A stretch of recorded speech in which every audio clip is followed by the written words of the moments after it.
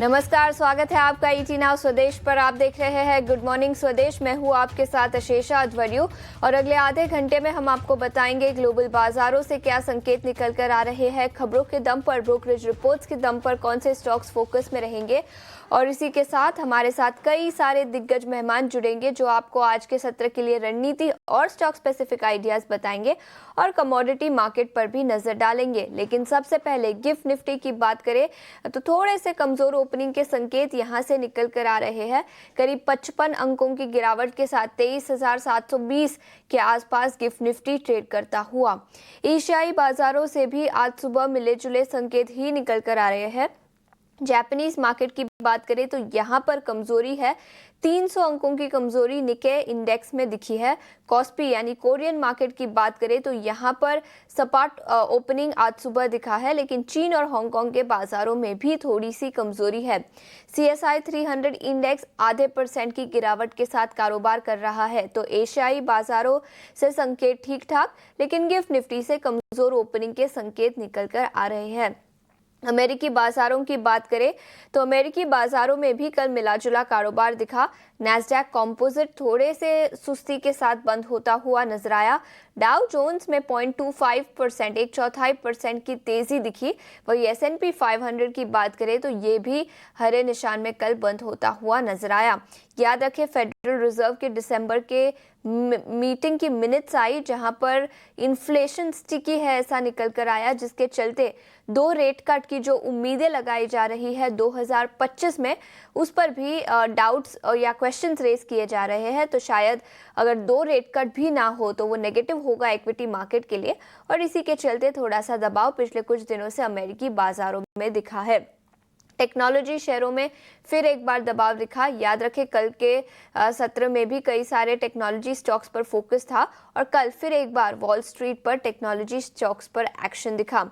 इसके अलावा jobless claims का डेटा आता हुआ नजर आया। अमेरिकी बाजारों में 11 महीने के निचले स्तर पर जॉबलेस क्लेम्स, जो एक पॉजिटिव लेबर मार्केट का इंडिकेशन था। तो इकोनॉमिक रेजिलियंस तो दिखी, लेकिन फेडरल रिजर्व की बैठक के मिनट्स थोड़े से कमजोर थे, जिसके चलते थोड़े से सुस्ती के संकेत अमेरिकी बाजारों से आज सुबह निकल कर आ रहे हैं।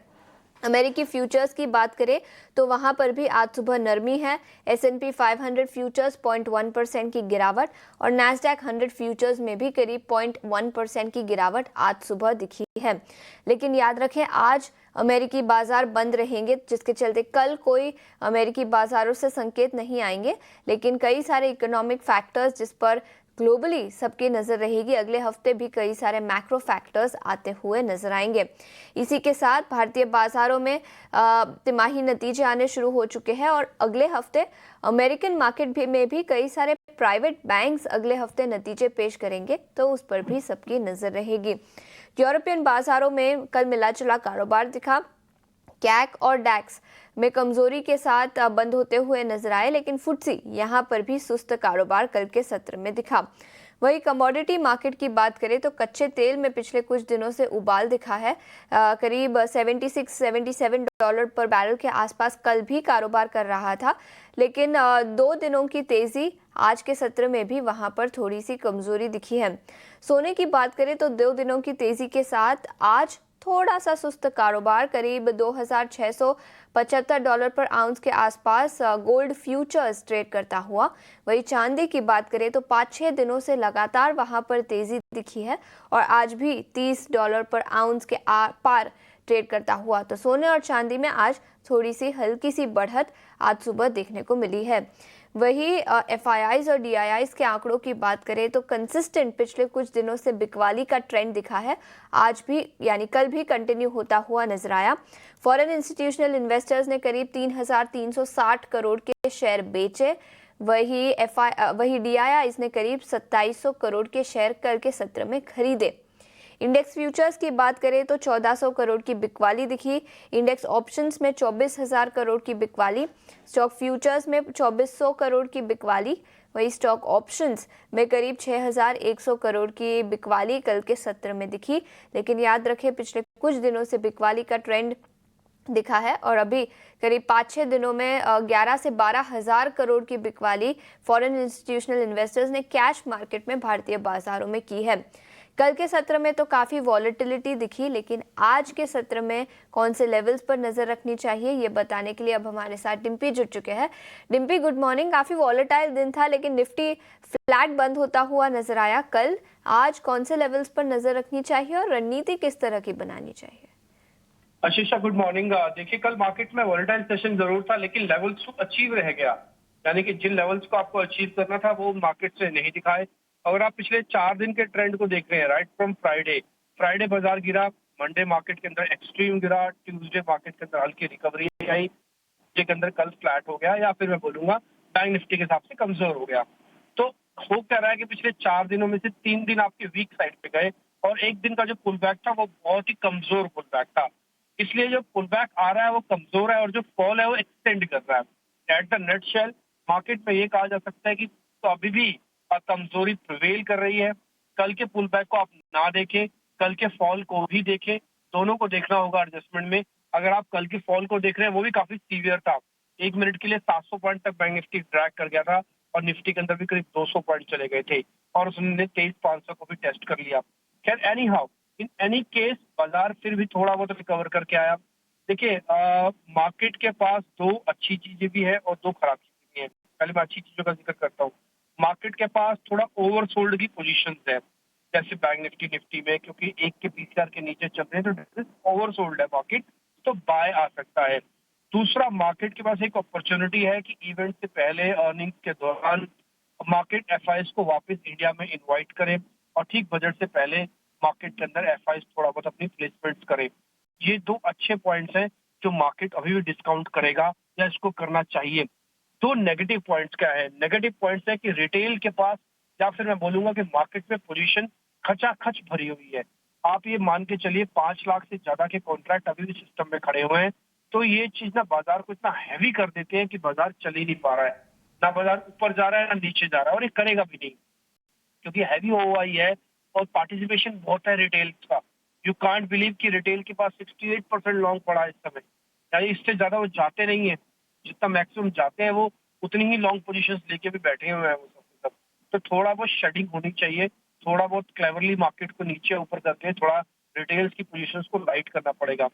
और एक और नेगेटिव पॉइंट है मार्केट के पास, वो है कि उसके 200 दिनों के एवरेज उसके पास नहीं है। तो 200 दिनों के एवरेज ना तो निफ्टी के पास है ना ही बैंक निफ्टी के पास है। एक दूसरे का मुंह देख रहे हैं कि पहले आप चलो पहले आप चलो। तो दोनों के पास में से कम एक के पास भी 200 दिनों का एवरेज आ जाए तो आपका काम बन जाएगा। कि 200 दिनों का एवरेज क्या है या फिर यही पॉइंट ऑफ ट्रिगर कौन से हैं, तो मैं आपको बताता हूँ। निफ्टी के लिए है 23,900, आई रिपीट, निफ्टी के लिए है 23,900 और बैंक निफ्टी के लिए है 50,700। तो जब तक इन दोनों लेवल्स को हम अचीव नहीं करते, एक टर्न अराउंड की स्टोरी नहीं लिखी जा सकती। आप अपने मन को बहला लें वो एक अलग बात है, लेकिन आप टर्न अराउंड नहीं करेंगे मार्केट के अंदर। पुल बैक के लिए सोचिए मत ज्यादा। एक और चीज, आशीषा, आप तो हमारे साथ शो में भी रहती हैं, आज भी होंगी।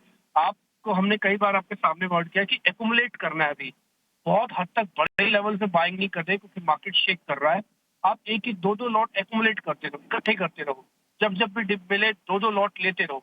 आप देखो कल का ये मार्केट है, कल डिप मिला, अगर आपने 1 से 2 लॉट लिए, कल ही कल में पैसे आ गए आपको वापस। इसलिए जब भी डिप मिले डू इट, एक्यूमुलेट करो, इकट्ठा करो और वापस मौका देख के निकल जाओ। लाइट रखो पोजीशंस को जब तक ये दोनों लेवल्स जो मैंने भी आपको डिस्क्राइब किए आ नहीं जाते।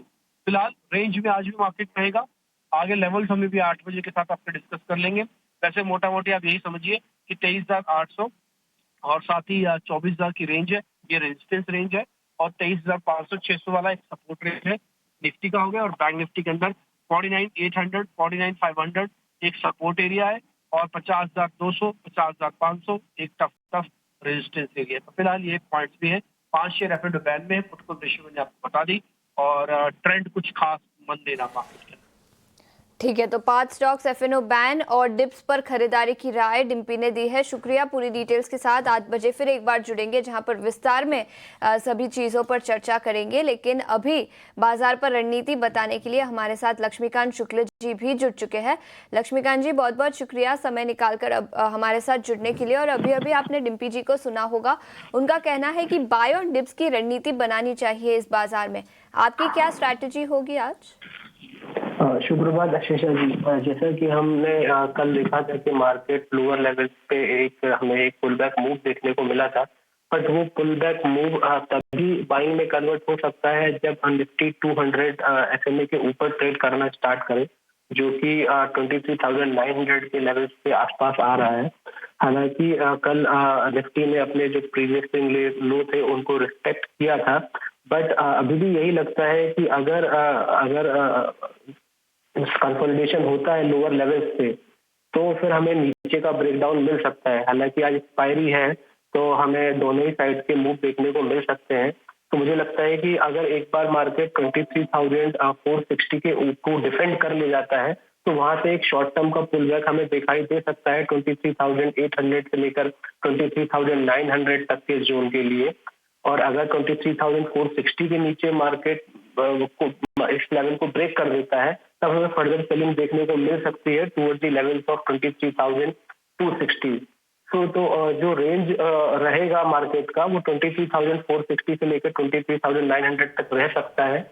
और जो मेजर ब्रेकआउट है हम 23,900 के ऊपर ही एक्सपेक्ट कर सकते हैं। अगर उसके नीचे मार्केट रहता है तब मार्केट रेंज बाउंड ही मूव करने के ज्यादा आसार नजर आ रहे हैं।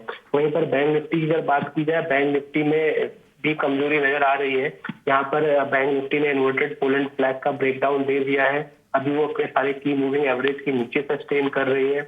तो मुझे लगता है कि जब तक बैंक निफ्टी 50,700 के नीचे सस्टेन करता है तब तक इसमें सेलिंग प्रेशर बना रहेगा।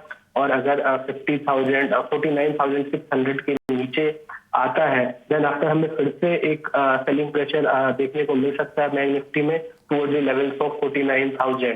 तो वो जो 49,000 है वो उसका नेक्स्ट सपोर्ट रहेगा। हालांकि इसके बावजूद स्टॉक स्पेसिफिक एक्शन बना रहेगा मार्केट में और जो ट्रेडर्स हैं उनको दोनों ही साइड के कॉल्स लेने चाहिए। जहाँ पे स्ट्रेंथ नजर आ रहा है वो बाइंग वहाँ पे कर सकते हैं, जहाँ पे वीकनेस नजर आ रही है वहाँ पर सेलिंग की सलाह दी जा सकती है।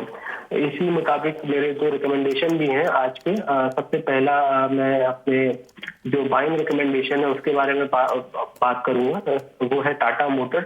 टाटा मोटर्स में कई दिनों से अगर हम पिछले 4 से 5 दिनों का ट्रेंड देखें तो लोअर लेवल से एक पुल बैक मूव आने के बाद एक ठहराव नजर आया है और वहां पर हमें पिछले 4 दिनों से एक कंसोलिडेशन नजर आ रहा है 780 से लेकर 800 के जोन के आसपास।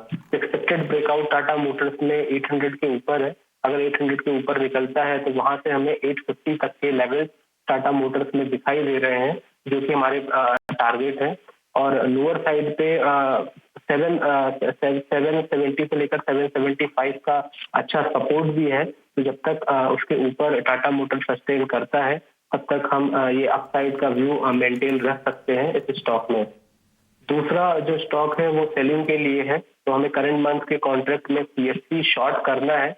कल यहाँ पर हमें बेरिश हेड एंड शोल्डर का ब्रेकडाउन देखने को मिला था और प्राइजेस अभी भी सारे की मूविंग एवरेज के नीचे सस्टेन कर रहे हैं। RSI में भी नेगेटिव क्रॉसओवर है। तो मुझे लगता है कि इसमें सेलिंग प्रेशर बन सकता है। तो करंट लेवल्स पे हम शॉर्ट कर सकते हैं। यहाँ पे जो हमें स्टॉप लॉस मेंटेन रखना है वो रखना है 450 का और जो एक्सपेक्टेड टारगेट नजर आ रहे हैं वो नजर आ रहे हैं 408 के। PFC के फ्यूचर्स बेचने की सलाह और इसी के साथ ऑटो सेक्टर से टाटा मोटर्स पर खरीदारी की राय 850 तक के लेवल्स नजर आ सकते हैं। लक्ष्मीकांत जी बहुत बहुत शुक्रिया समय निकालकर हमारे साथ जुड़ने के लिए, रणनीति और कुछ स्टॉक स्पेसिफिक आइडियाज बताने के लिए। वो बताने के लिए अब हमारे साथ शरद स्टूडियो में जुड़ चुके हैं।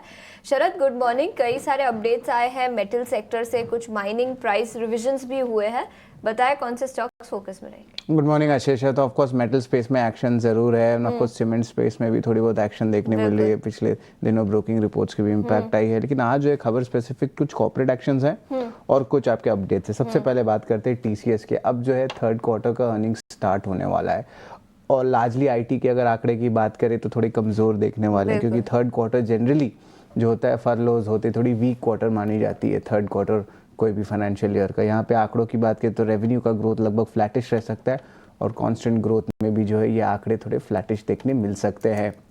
बट ऑफ कोर्स मैनेजमेंट की कमेंट्री AI ऑर्डर्स और किस तरह नए नए सेगमेंट्स पे जो है वापस खर्च बढ़ रहे हैं या जो IT बजट जिसको बोलते हैं वो बढ़ रहे हैं वो बहुत इंपॉर्टेंट रहेगा। टाटा मोटर्स का JLR इसकी बात करें तो यहाँ पे largely inline set of numbers आए हैं। होलसेल्स की आंकड़े बात करें तो 3% बढ़ा ईयर ऑन ईयर बेसिस पे, हालांकि सीक्वेंशियली 20% बढ़ा है। तो यहाँ पे एक इंपॉर्टेंट अपडेट आया, बट फिर भी जो है थोड़े बहुत मिक्स्ड ऑपरेशनल पैरामीटर्स भी आए हैं, तो लार्जली हम इनलाइन कहेंगे। नोवेलिस की बात करें तो वीक सेट ऑफ नंबर्स आए हैं। एडजस्टेड एबिटा जो है लगभग 20% ईयर ऑन ईयर बेसिस पे जो है डीग्रोथ देखने मिला है। और याद रखिए जो एडजस्टेड एबिटा की गिरावट का कारण है कि स्क्रैप प्राइस में बढ़ोतरी आई है और थोड़ी सी अनफेवरेबल प्रोडक्ट मिक्स भी देखने मिली है। और अब बात करते हैं जो इम्पोर्टेंट न्यूज़ फ्लो आज होगा वो है मन्नपुरम फाइनेंस। यहाँ पे एक पॉजिटिव न्यूज़ फ्लो आई है। उनकी जो 100% सब्सिडरी ऑलमोस्ट आप मान के चलिए आशीर्वाद माइक्रो फाइनेंस, उनको जो है आरबीआई की रिस्ट्रिक्शंस जो है लिफ्ट कर दी गई है। अभी जो डिस्पर्सल हो रहा था लोन्स का इमीडिएट इफेक्ट से, उसको जो है खोल दिया गया है। अब याद रखिए अगर एसओटीपी वैल्यूएशन में देखा जाए तो यहाँ पे इनका 25 से 30% का फेयर वैल्यू कंट्रीब्यूशन है, यानी कि बहुत एक इम्पॉर्टेंट आर्म है।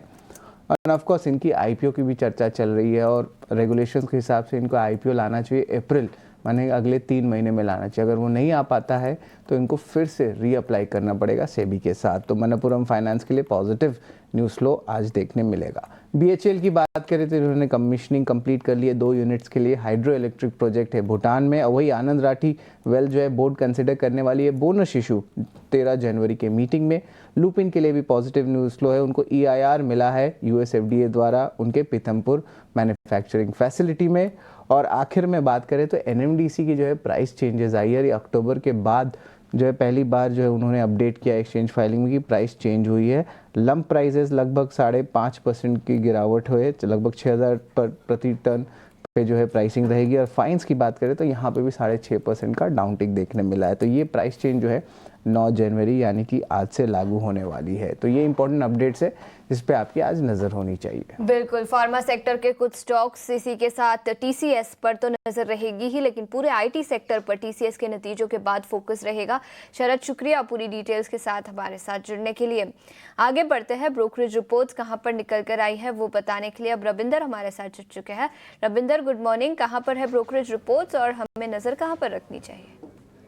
जी आशीषा, तो सबसे पहले हम शुरुआत करते हैं बजाज ऑटो से, जहां पर CLAC की नोट आई है और उन्होंने जो है अपग्रेड किया स्टॉक को ओवरवेट और टारगेट प्राइस जो है 9493 का रखा है। उनका कहना है कि जो स्टॉक करेक्शन है और जो इंप्रूवमेंट देखने को मिल रहा है इलेक्ट्रिक ट्रू व्हीलर सेगमेंट में, वो एक पॉजिटिव है बजाज ऑटो के लिए। उनका कहना है कि जो कंपनी ने स्केलिंग ऑफ ऑपरेशन के बावजूद 20% का मार्जिन मेंटेन किया है और लॉन्ग टर्म प्रीमियम वैल्यूएशन जो है वो एक्सपेक्टेड है ओवर हिस्टोरिकल एवरेज। और कंपनी जो है फोकस कर रही है जो 100cc बायर्स है उसको 125cc जो मॉडल है उस पर शिफ्ट करने का। अगला जो स्टॉक है स्विगी, जहां पर बर्नस्टीन ने अपनी कवरेज इनिशिएट की है स्विगी पर आउट परफॉर्म रेटिंग के साथ और टारगेट प्राइस 635 का रखा है। उनका कहना है कि जो इंडिया का कन्वीनियंस इकोनॉमी है स्विगी उसमें एक की प्लेयर है और जो शिफ्ट है सुपर फास्ट डिलीवरी मॉडल्स में उससे कंपनी को बेनिफिट मिल सकता है। और जो ड्यूओपोली है मार्केट में उससे भी कंपनी को जो है कंटिन्यूस बेनिफिट देखने को मिल सकता है। बर्नस्टीन का कहना है कि जो food delivery gross order value है वो 21% से ग्रो हो सकती है ओवर FY25 से 27 के बीच में। अगला जो स्टॉक है रिलायंस इंडस्ट्री, जहां पर मॉर्गन स्टैनली की नोट आ रही है और उन्होंने जो है ओवरवेट रेटिंग को मेंटेन रखा है और टारगेट प्राइस 1662 का रखा है। उनका कहना है कि रिलायंस का जो वैल्यूएशन है वो एट्रैक्टिव है और जो रिफाइनिंग बिजनेस जो कि की प्रॉफिट ड्राइवर है उसमें इंप्रूवमेंट देखने को मिल रहा है ग्लोबल कैपेसिटी ट्रेंड्स के चलते। और जो रिटेल सेगमेंट है उसका जो प्रॉफिटेबिलिटी है उसमें भी इंप्रूवमेंट देखने को मिल सकता है बाय FY26। और उनका कहना है कि जो under appreciated new energy business है उसकी प्रॉफिटेबिलिटी में भी बूस्ट देखने को मिल सकता है बाय 2025। अगला जो स्टॉक है मन्नपुरम फाइनेंस, जहां पर 2 ब्रोकरेज नोट आ रही है। तो सबसे पहले मॉर्गन स्टैनली की बात करते हैं, जहां पर उन्होंने मेंटेन रखा है इक्वल वेट रेटिंग और टारगेट प्राइस 175 का रखा है। RBI ने जो है मन्नपुरम फाइनेंस की जो सब्सिडरी है आशीर्वाद माइक्रो फाइनेंस उसमें जो बैन लगाया था उसको हटा दिया है और जो प्रीवियस रिस्ट्रिक्शन था उसके चलते कंपनीज को जो है लोन सैंक्शन और डिसबर्समेंट में जो है उसमें इम्पैक्ट देखने को मिला था। अब मॉर्गन स्टैनली ने जो है आशीर्वाद का जो MFI वैल्यूएशन है उसको SOT पर रिमूव कर दिया है और मॉर्गन स्टैनली जो है वेट कर रहा है कंपनी मैनेजमेंट गाइडेंस से लोन डिस्बर्समेंट पेस प्राइसिंग और अंडरवेट नॉर्म्स पर। इसी के साथ साथ बोफा की भी नोट आ रही है मन्नपुरम फाइनेंस पर, जहां पर उन्होंने बाय रेटिंग को मेंटेन रखा है और टारगेट प्राइस 235 का रखा है। उनका कहना है कि जो RBI ने बैन हटाया है उनके सब्सिडरी से वो एक रिवाइवल हो सकता है MFI सेगमेंट में। और जो ये जो है एक स्ट्रॉन्गर ट्रिगर प्रोवाइड करता है वैल्यूएशन री रेटिंग के लिए। और जो वैल्यूएशन है वो अभी एट्रैक्टिव लग रहे हैं, जहाँ पर उन्होंने जो है अर्निंग फोरकास्ट जो है रेज किया है 1 से 4% पर ओवर FY25 और 27 के बीच में। अगला जो है IHCL, जहाँ पर जेफरीज की नोट आ रही है, जहाँ पर उन्होंने मेंटेन रखा है बाय रेटिंग और टारगेट प्राइस 1000 का रखा है। उनका कहना है कि जो सिक्लिकल बिजनेस सपोर्ट है वो प्रीमियम वैल्यूएशन है जो सिक्लिकल बिजनेस को सपोर्ट कर रहा है। और जेफरीज का मानना है कि डबल डिजिट ग्रोथ देखने को मिल सकती है कंपनी के एबिटा और पैट में ओवर मिड टर्म। अगला और आखिरी जो स्टॉक है इंटर ग्रुप एविएशन, जहाँ पर जेफरीज की नोट आ रही है और उन्होंने जो है बाय रेटिंग को मेंटेन रखा है और टारगेट प्राइस 5260 का रखा है। उनका कहना है कि इंडिगो का जो फ्रेंचाइजी है वो काफ़ी स्ट्रॉन्ग है और जो कंपनी का जो है ऑलमोस्ट 60% मार्केट शेयर है डोमेस्टिक एयर ट्रैवल में। स्टॉक ने जो है अंडर परफॉर्म किया है Q2 का जो रिजल्ट था उसमें वीक रिजल्ट के चलते, और जो कॉस्ट है वो एक्सपेक्टेड है नॉर्मलाइज होने में, और जो कैपेसिटी एक्सपांशन है वो PS कंस्ट्रक्शन पॉजिटिव है यील्ड्स के लिए। ठीक है, तो मणप्पुरम फाइनेंस, इसके अलावा इंडिगो पर जेफरीज की रिपोर्ट जहां पर 5260 का लक्ष्य दिया है, और मणप्पुरम फाइनेंस पर तो कई सारी ब्रोकरेज रिपोर्ट, स्विगी और कई सारे स्टॉक्स जो ब्रोकरेज रिपोर्ट्स के दम पर आज फोकस में रहेंगे। रविंदर, शुक्रिया पूरी डिटेल्स के साथ हमारे साथ जुड़ने के लिए।